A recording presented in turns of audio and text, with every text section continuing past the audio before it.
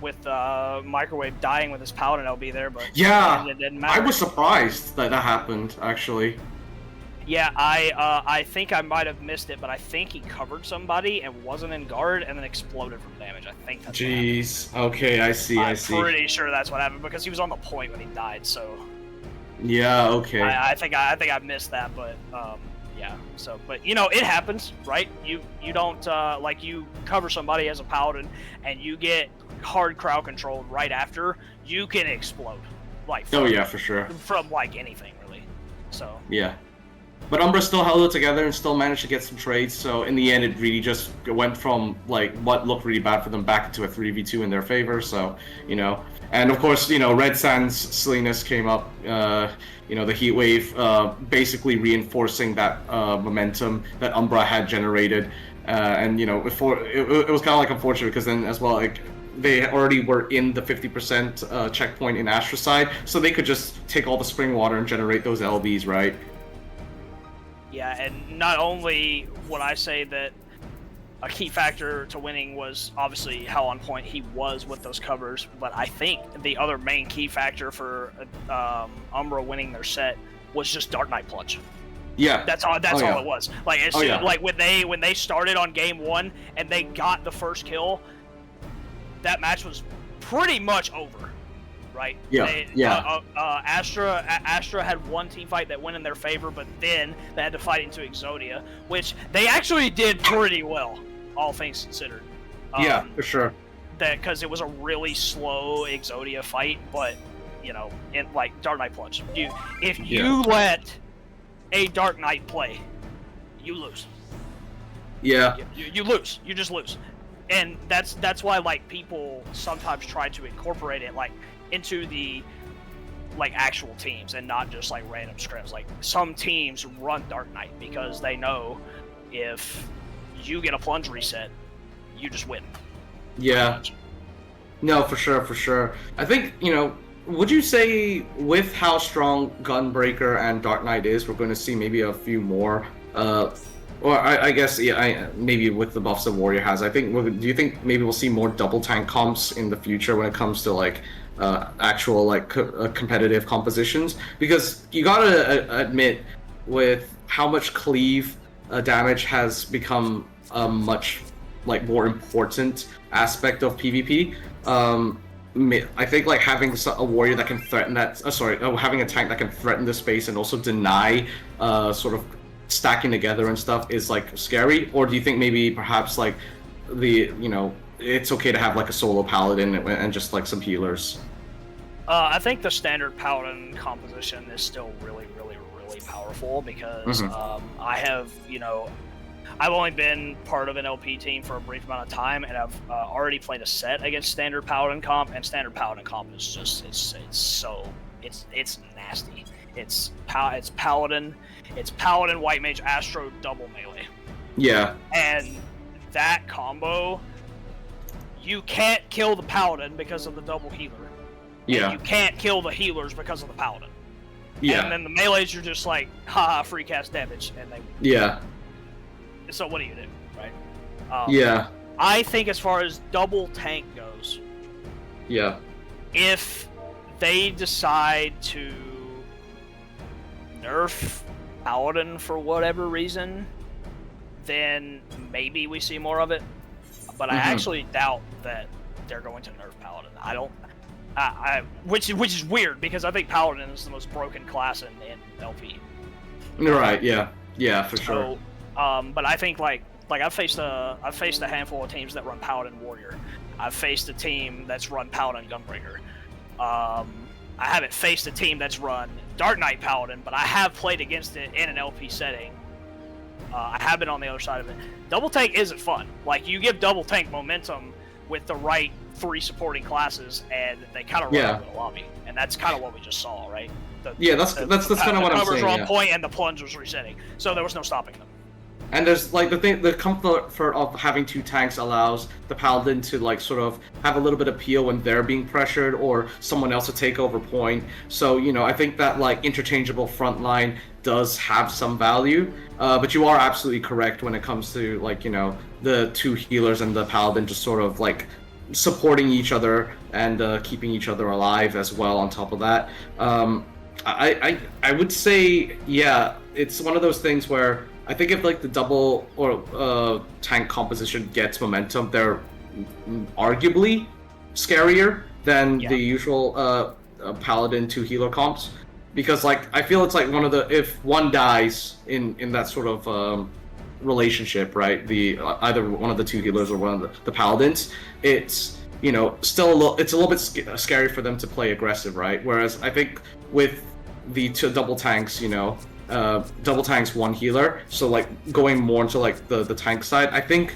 you could still play a little bit more aggression and, you know, try and get the trade. Obviously, you know, any good good players, obviously they don't care, they'll still get the trade on both compositions. But I feel like, and this could be me just being uneducated and like me, I'm just estimating here, but I feel that the two tank comps will have the upper hand when it comes to aggression, despite losing one of its members. What would you say, that's true or false? No, I agree. Think about it, right? Like every tank has cleave. Yeah. Gunbreaker has the least cleave, and that's probably why it's not used as a solo tank very often in LP.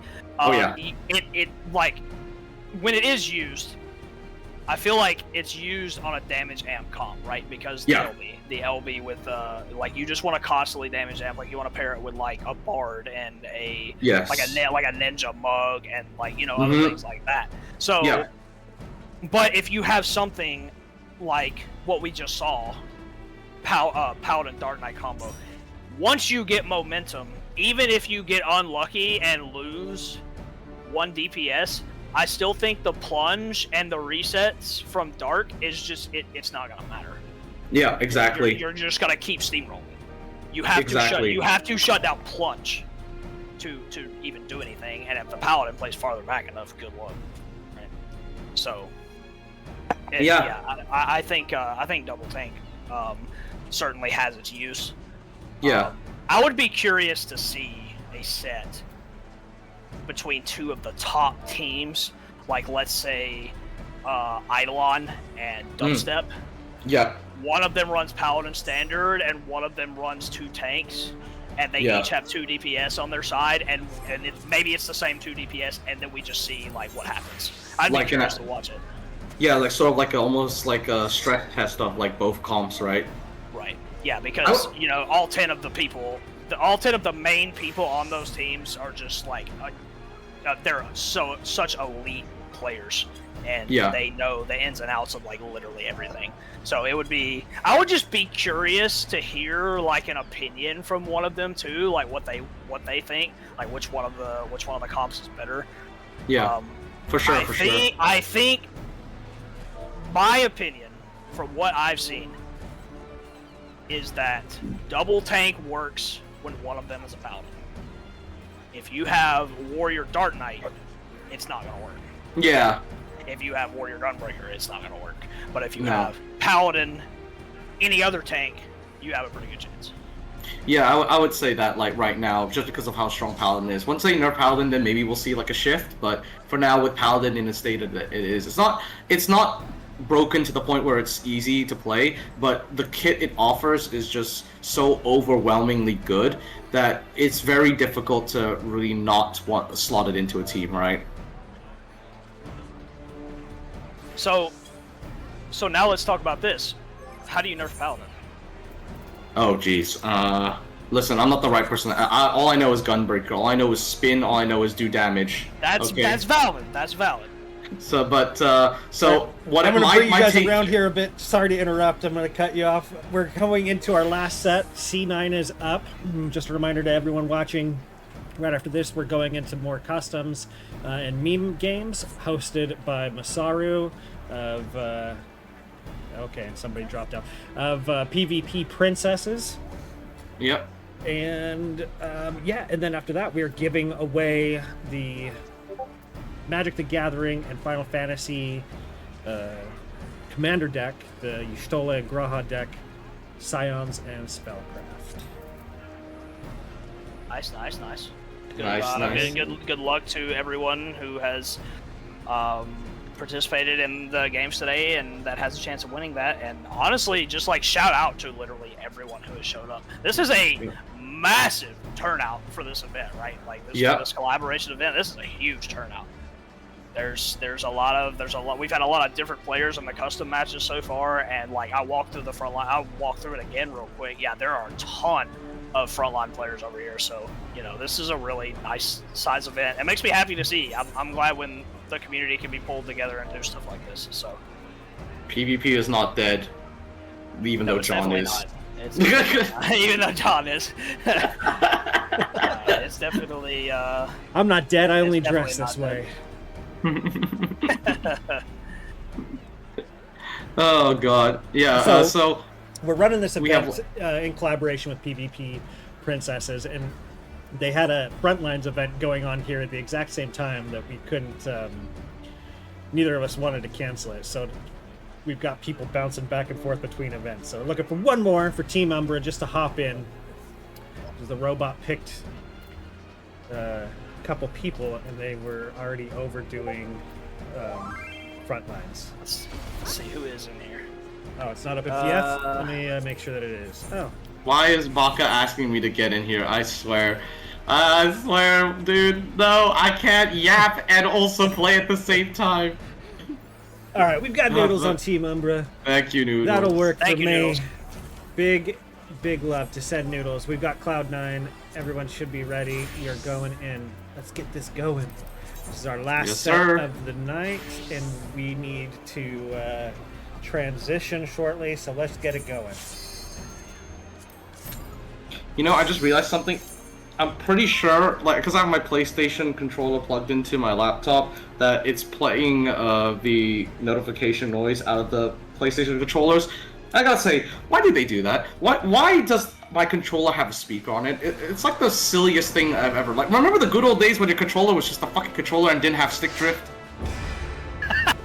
Yeah, I don't know. I don't play with controllers, so I can't really speak on the matter. Oh but God. Technology is like, it's freaking changing every day. It doesn't matter what kind of technology you're holding in your hands, really. So.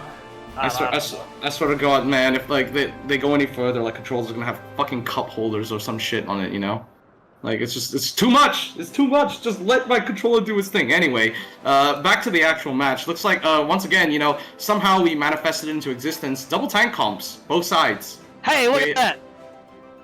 So yeah, it looks like chat wants to show us, wants to experiment. We have piqued their interest. We have two healers though on the side of Umbra, so it's like kind of like almost like a goats comp, really. This is quite the strange comp from Astra. We are seeing two classes that we have yet to see today, which is Machinist and Pictomancer. Yeah. Both very interesting classes. Good for solo queue. How do you feel about them in a light party? I don't know. I mean, I guess in this context, Fio is using Pictomancer probably as a way to like maybe offset some of the lacking mitigation and the sustain they have, because they do have that limit break, they do have a little bit of support. So yeah, we'll see. Looks like they're gonna give up a lot of space though, and that's gonna be a bit of a cleave situation here. Umbra is like pushing in. Astra is trying to send Noodles, but instead Baka explodes. He must have used an offensive cover there, and he ate all the damage and fell down for first blood instantly. Yep. And now Noodles picks up the pot, so they're going to be alive for a little bit longer. Looks like Umbra has sustained themselves just a little bit longer here. Microwave on Reaper, sort of getting onto the point, and will be punished for that. He goes back onto the point, he eats a lot of cleave damage, he falls down here. There is a lot of cleave damage still coming out from Umbra. They're trying to find this monk. He doesn't have the power to keep him alive, and he does fall down. Noodles might have gone a little too deep here. They need to get bailed out. They're getting healed from both, and they get the cover from Baka. They slam down some AoE into the point. That was great. Mwachi punishing the guard cover with the limit break. Nicely done. Nicely done. Nice use of the Gunbreaker LB there. There is still damage flying all over the place. It's a very chaotic team fight. It looks like the Machinist being targeted. He gets feared into a wall by Microwave, and down goes the Machinist. That is unfortunate. Watch out for Daddy Julio. He does have limit break ready. He could send it anytime. Barely lives. She needs this Feather to stay alive because she burned guard early. Is she gonna die? Oh no, people are going into the air. Oh, Monk Limit Break sends Noodles into the air, but they survive with Noodles is somehow. No way to get out of this. He falls down and the cover comes out and Sin Noodles is still alive. I feel so these bad for Paladin Reed. covers are insane today, bro. Yo, there are too many good Paladins in this game, man. Oh my god, Paladins, bro. That class is illegal. Somebody's put us down. Nice 4-man fear from Microwave into the beam. Down goes the Monk. They're looking for the Pictomancer Nexus in guard on the point. Oh, nice. Away gets imped and dies around the corner. My goodness, this cleave damage is crazy. Oh, they're feeling it right now. Umbra is absolutely feeling the momentum. They're just going. They're just they ran fully down into the them. Machinist and they have all the momentum in the world. There's only 2 enemies alive. Shamori sends out the Scream, looking for damage onto Baka, but they don't have any support here. It's only him and the Gunbreaker alive. Shamori has to run away. I don't know if they make it out of this. Oh, if Fio comes in to maybe like peel off a little bit, but they're still after Shamori. Nope. They just about make it out, maybe? Ooh, Shamori still has that guard. He's being sent on by Microwave and Sin Noodles in his own spot. He's living. How is Shamori still alive? Somebody help this Sniper! guy. Oh, out comes the snipe onto Sin Noodles and both the warriors fall at the same time. I can't believe it. Shamori lived for like 10 years. How does he do it? What the hell? How does he do it, Aeon? How do these people do it? How do they live so long? I don't get it.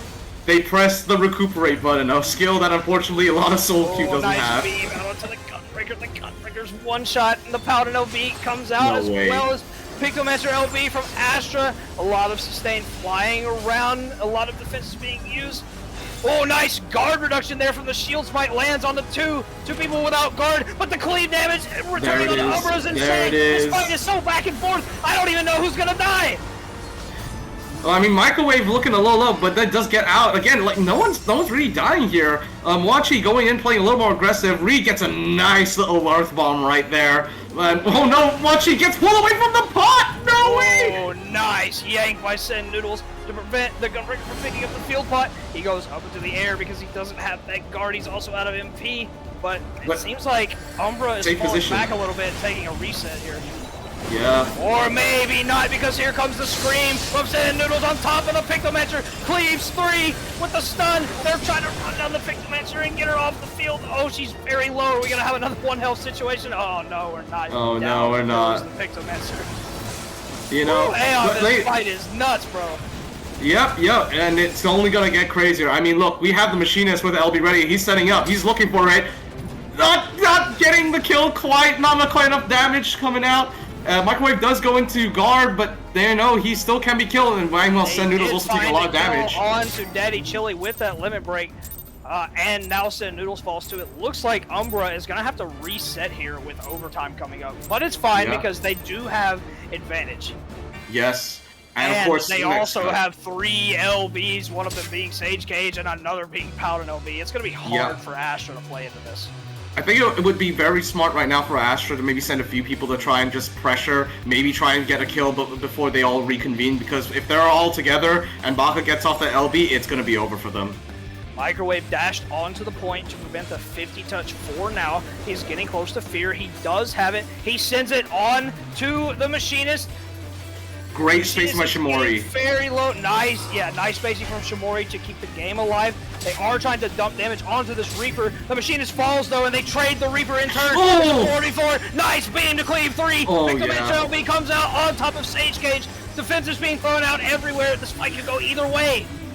Yeah, I mean, the Sage Cage as well is such an annoying thing to fight into right now. But look, an Paladin Limb Break on top of that. Oh no. The Sage Cage, here comes the infamous Paladin LB that keeps you alive for so long. The Gunbreaker is sitting on the point, looking for damage. Down goes Sin Noodles. Oh my goodness. Great sync right there. Close. They did break the 50. If Umbra gets off the point, it's going to move so close to the end. No way they're gonna kill Baka. And the Gunbreaker is still alive. With no mana, mind you. Turn in Astra's favor. The Reaper's in guard. He's on the point, preventing it from moving. He's gonna have to get out, so he teleports out. The point moves ever so closely. It's so close. Sin Noodles does have LB. Daddy will also have LB very soon. If they play for a little bit longer, they can make it. No! the Machinist is huge. It's only down to 2 people on Umbra. It's so close. It's only a few percentage away. Can they finish the job? They are so close. I think it might be over. Cleave damage is nice. Baka sends out a cover. That does keep Sand Noodles alive, but now Baka has to run out of there. Oh, Baka has to run for his life. He stabilizes Sand Noodles with the cover.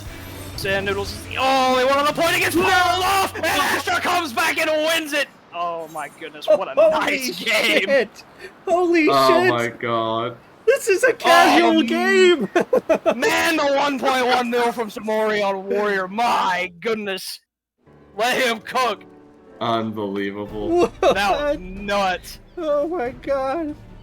That was amazing. Yes, Lucio Line, thank you for joining us. Thank you for first time chat. And holy shit, that was insane casting, wasn't it? Oh my god.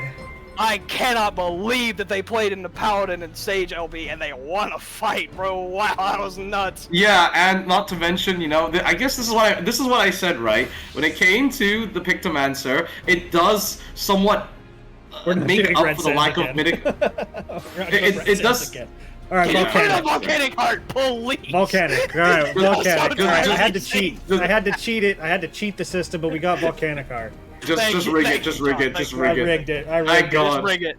If this somehow goes to a game 3, put the game 3 on Clocktown too. Clocktown. They have not gotten either love today, bro. Yeah. See, why did you put weights on the wheel, John? I didn't put any weights on the goddamn wheel. No, but seriously, it's weirdly enough, like, Bastion coming out at those key moments in the 50% fight really just helped sustain the team a little bit longer. Machinist, like, getting off a lot of that damage from Marksman's Spike really did help when it came to, like, trying to secure kills, because again, like, they're playing a dive comp, right, so they're prioritizing damage. So, yeah, I mean, I guess, as awkward as the team composition was, they played to its, like, the job strengths, I guess it worked, they did right? very well. The Pictomancer LB came out when it needed to. The Marksman Spite found a target every single time. It never got guarded. Yeah. The Gunbreaker and Warrior cleave damage was unreal. They had, I don't know if you looked at the scoreboard briefly at the end. Yeah, no, it's insane, But Shomori had 1.1 mil, and the Gunbreaker was just under a mil. So their cleave damage that game was nuts. Yeah, They did a great job at coordinating their damage there and pulling it back. Yeah, I love how Machi used the limit break as well to punish the Paladin guard covers as well. That's like such a great use for it, because, you know, when a Paladin goes in a guard and then they get out of it with enough support from 2 healers, right? It normally is like, oh, okay, that's it, we can't do anything, right? But that's where the Gunbreaker damage amp comes in, and it's so useful because it just essentially negates all that defensive and healing that the healers can give to the Paladin. And yeah, they found kills because of that. Now, I do note that Microwave has swapped to Gunbreaker. Now just gonna have a double Gunbreaker situation, but I think Microwave loses here because he's using the default Gunbreaker weapon. So you know, fake fan, I don't appreciate. What is this? Alright, let's get into game 2 here. They're diving straight onto the Machinist, not letting him play. Nice Corundum lets him live through the opening damage there. Yep. Oh, and a great cover by Baka. Opai keeps him alive. On to the Sage. They're throwing out a ton of cleave damage as they did all of last game. The Sage has no guard and neither does the White Mage. Oh, Yoongi is being just sent so damn hard right now. Bullied, but she's still alive. Yoongi's still alive, but instead they fight Daddy Chili for first blood. That is unfortunate. Shimori as well, now on point. They're looking at the Gunbreaker all alone. They get pulled back! Out of line of sight! Yank around the corner to find the Gunbreaker. Oh, that was so good, Shimori. Oh, that was such a good blow from Shimori.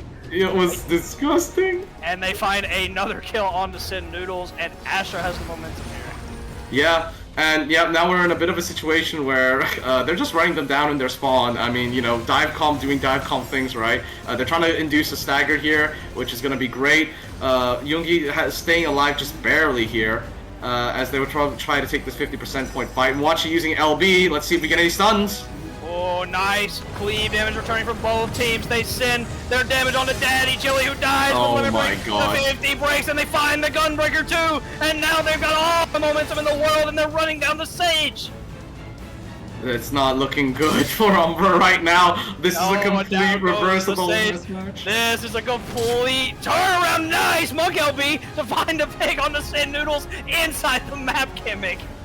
Oh my goodness. Yo, is Pictomatsu the meta? Hello? Fiorna is making Pictomatsu look good, man. The Gunbreaker is on the point by himself. He's spinning onto, only finds a stun on the one. Forces out one guard. They turn their attention. Shimori! And he explodes from damage. Nice stun from Shimori. Now they're looking back to the stage in their spawn. Oh man, Team Umbra cannot find a regroup here. They are constantly getting staggered. This is a really bad situation. Like, all the respawn timers are just completely out of whack. We have a save from Baka up by just keeping Microwave just barely alive, but the point getting so close to the edge. Nice guard on the marksman spite, and then cover save from Baka there to keep his Gunbreaker alive. They do have a chance to stabilize here. Baka does have that power. It'll be nice. Nice. On the 2. Down goes the Machinist. They're gonna get some momentum back here finally. Yeah. Gunbreaker will be going down, unfortunately, but they can maybe make that trade a bit more worthwhile. Let's see what happens. Bakov, like, being very patient on the Paladin LB, just waiting for the opportune moment to send it. He gets a nice cover off Noodles, but they actually back off here. As soon as they the Sage Cage down, and honestly, I kind of respect it. It's a, hey, we need to stabilize here. Please run away and reset so we can breathe for a moment. Oh boy, oh boy. Here we go again, back onto the cleave damage, looking for the Paladin. The Paladin falls instantly. No, Ghost is no. That's massive for Team Astra. That is so unfortunate. Oh my god, and the Gunbreaker goes down. Wave dies mid LP as well. They're shutting down all the LPs from Umbra. This is what I'm talking about. They just got their momentum back, and now they can't even find it. This is what I mean, dude. When you have like just more DPS and 2 tanks, and the momentum is had, it's just so hard to come back. So hard to come back. Oh, that ghosted LB was so unfortunate. Daddy Chili has to get a point, no guard, we'll just die. Point. Oh my goodness. Good God. Holy cow. They're killing each other. Oh my goodness. God. Like, that's a win for Astra. That's a win for Astra. That's a win for Astra. Great job. Bam, was that only 2 games? That was only 2 games. That's crazy. That was 2. Well, the first one went so hard, and then the second one, I mean, it was back and forth, but it was quick as fuck. Yeah, it was very quick. Yeah, it was pretty quick. Oh, man. GG, thanks a lot. All right, guys, that was 5 very fun sets to cast. Yeah. You know, as I always say, just because they're 2-0s doesn't mean that they weren't close. So, you know, shout out to everybody who participated, and thank you guys for being here and letting me, you know, commentate over this. Commentating is fun, bro. I love this shit. It's so much fun. Yeah. It's great. It's like, you know what it is? You know how when you're watching a movie and then, at least, I don't know how you, I know in the States you guys like clap and stuff and cheer in movies, but a lot of times, you know, you're expected to be quiet, right? In here, when you're casting, it's like you're at the movies, but you're allowed to just say whatever you want. It's great. Yeah, it's pretty fun. It sounded like you guys were having fun too. Oh, dude, oh man, that first game on Cloud9 with that last set. Oh my god, that was nuts. That was like a Vietnam flashback of last time I casted on that game 1. It was the same thing. Like, oh my goodness. The literal, like, basically 90 to 90 flip. You'll love to see it. Yeah. You'll love to see it. That one was a lot more room, but like the comebacks on both of those games were still like really like regardless, like especially playing into again the Paladin Sage LB and still winning, like that is like man. They had to play into Paladin, Sage, Reaper, Warrior Scream, and I don't even remember what the other one was. Was it a White Mage Beam? Like yeah, like they had to play into 5 really good LBs, and they somehow came out on top. It was really nicely done. Yeah, it was definitely a night for Paladin mains out there. Oh my gosh, dude, the Paladins! Amazing. If you guys played Paladin today, bro, you guys are nuts, bro. Those covers were crazy. Yes, please. Nerf Paladin. Do not nerf Gunbreaker. We are Please completely nerf balanced. Nerf Paladin. Don't nerf Gunbreaker. Gunbreaker is fair and balanced. See, chat. Gunbreaker is fair. All right. No, do All right, not let's listen spin to this. man. It's not Let's about spin this wheel and see who takes home the deck, and then we will be moving on to Fayumi for even more Crystalline Conflict. Yay! All right, wheel. Who's winning it? Who's winning it? Ooh, I bet it's gonna be somebody fucking cool. It's Holy Aeon. shit. Aeon wins this. It's gonna Aeon be Gidson is all by a names are hair. Aeon. It's Gidson by a hair. Congratulations. Yeah, let's go Gidson. Gidson brand. Let's go Gidson. PvP man. Gidson gaming. Oh, I love Gidson. Yeah, he's a good I love everyone. I feel God's love in this Oh my Wolves God. Den Pier. Yeah. Shimori said it was almost him, and I was like, dude, Shimori, if you get another one, you are by right, by right of being a fellow Brit, supposed to send one to me. Thank you. That's right. Shimori won a starter set, huh? Yeah, exactly. Yeah, So yeah. There's some cool cards in all Yeah. of them. So congratulations to all of our winners tonight. Thank you guys for coming out for the game. We're just a little bit behind schedule, so we're gonna rush through this a bit.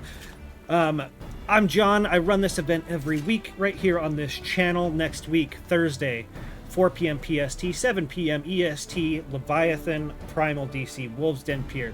Come down, send me a tell. I'll put you in the thing for it's the little bot. It generates the teams. We'll make you fight your friends. You'll make new friends. We'll give out prizes. Yeah, it's a good time. It's a fun time. Everybody loves it. Aeon, any last words for our viewers? Where can they find you? What are you working on?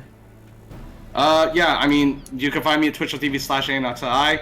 I play video games on there, and yeah, working on a few videos. Hopefully, going to try and make a PvP tutorial video in collaboration with some of like the bigger names and the much more experienced and knowledgeable people around. You can also find me on youtube.com/AeonTheWeeb as well. You can also find me, like, if you just type in Aeon XI on YouTube as well. So, yeah, thanks everyone for coming out. Love you all, and don't forget to keep playing PvP. It's great having you back. You are such a blast to have on the air. What are you working on? Where can people follow you? And any parting words for our audience? Yeah, thank you, John. I appreciate it. Casting is a lot of fun. I love being here. I love casting for several of my friends and several other good players. It's a blast. If you guys want to support me, you can find me on twitch.tv/KeylethCreed. I've been streaming pretty much every day. I also have a server that I have built from the ground up pretty much myself. I've written basic guides for every class in Final Fantasy PvP. I've also written a frontline guide and a CC guide, and there will be a Rival Wings guide that comes out once we get our Moogle's Home event going again. So if you guys want to hop in my server, use any of those resources, you're absolutely more than welcome to it. I'll put my Discord in chat for you to join if you want. So yeah, thank you again, John, and thank you also, Aeon. It was a blast casting with you, my friend. I'm glad we got to do this together. Likewise, brother. Likewise. There it worked. All right, so the bot decided to work. There's their links, so you can follow Aeon and Key and everything that they're doing on their social medias and things like that. Key's been killing it at the Twitch game lately. Yes, and Gidson, Victory. Congratulations, Gidson. I'll get with you later to figure out where we send that deck. But that's going to be it. This is it. That's it. Community Roulette number 5 is in the bag. Everybody hang tight. We're going to raid over to Fayumi, getting ready for more custom matches. All right, GG's gamers, place. please go support Fayume. She does a lot of work for the community as well. So She does. She's a treasure. Please stick around. Please stick around and support her. She would greatly appreciate it. Yes, sir.